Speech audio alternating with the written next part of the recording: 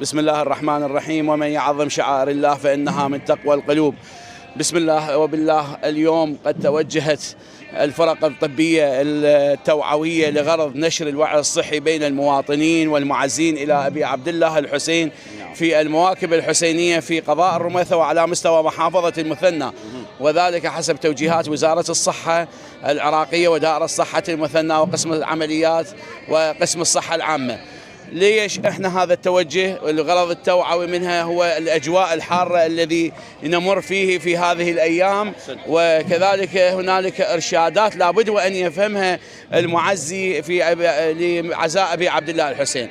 كذلك تم الارشادات الى المواكب الحسينيه للغرض من وهو ان تكون هنالك الشروط الصحيه الجيده التي تتوفر الى المعزين ولتسهيل خدماتهم.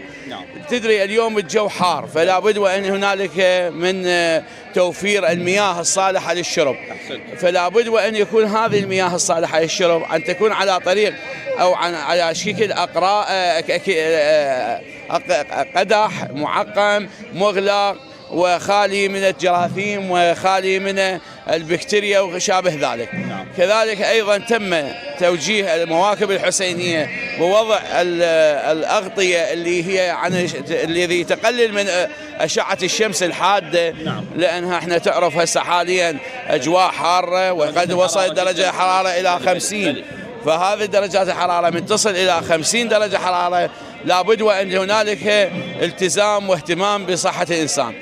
كذلك تم إرشاد المواكب الحسينية بأن يكون الطبخ عن طريق الكفوف وكذلك الماء الصالح للشرب وخاصة مياه الآرو، وأيضا لابد وأن تكون هنالك إرشادات صحية إلى المواكب الحسينية، من حيث الآن تلاحظ المواكب الحسينية قاعد يعني يشوف المعزين في أجواء الحارة، وإحنا رجينا وأعطينا هاي الإرشادات. الغاية من عندها الوصول إلى الهدف المرسوم من كي حماية الزوار والمعزين لزوار أبي عبد الله الحسين. هذه الشعيرة لا تنتهي في كل الأجواء، سواء كان الأجواء حارة باردة، فكل السبل هي الناس تعزي أبي عبد الله الحسين.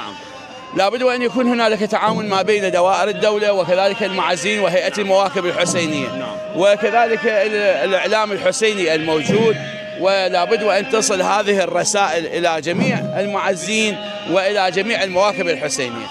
الغاية منها هو حماية الزائر، حماية المعزي من الإصابات بالأمراض الانتقالية الغير انتقالية، الحالات المرضية، وهذا حالة من حالات النشر الوعي الصحي والاهتمام بصحة الناس بالدرجة الأولى، وكذلك الاهتمام بصحة المعزين لأبي عبد الله الحسين. نسأل الله أن يوفق جميع المعزين وأن يحفظهم وأن يتم هذه المراسيم بأتم الصحة والسلامة والعافية. ونقول من هذا المكان ومن بين المعزين إلى أبي عبد الله الحسين: إن لم يجبك بدني عند استغاثتك ولساني عند استنصارك فقد أجابك قلبي وسمعي وبصري. لبيك يا حسين، لبيك يا حسين، لبيك يا حسين. لبيك يا حسين. أحسنتم، طيب الله أنفاسكم، موفقين إن شاء الله. كادر الصحة المبارك، الله يجزوكم بألف خير في ميزان حسناتكم.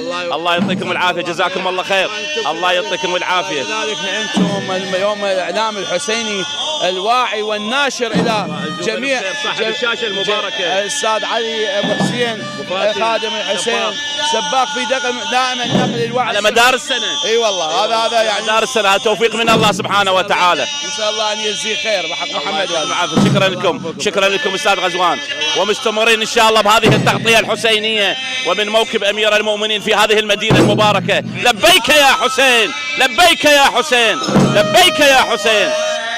هنيئا لكم، موفقين إن شاء الله، موفقين إن شاء الله. تقبل الله عزاءكم بأحسن القبول، تقبل الله عزاءكم.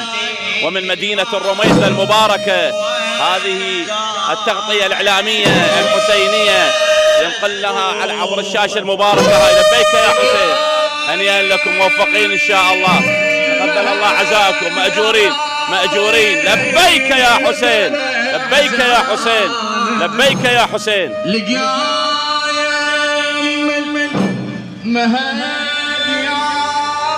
كل التوفيق، نفتخر بهذه العزوات المباركة ومن هذه المدينة المباركة. يا الله، سلام عليكم، عظم الله أجوركم، هنيئا لكم هذه الخدمة.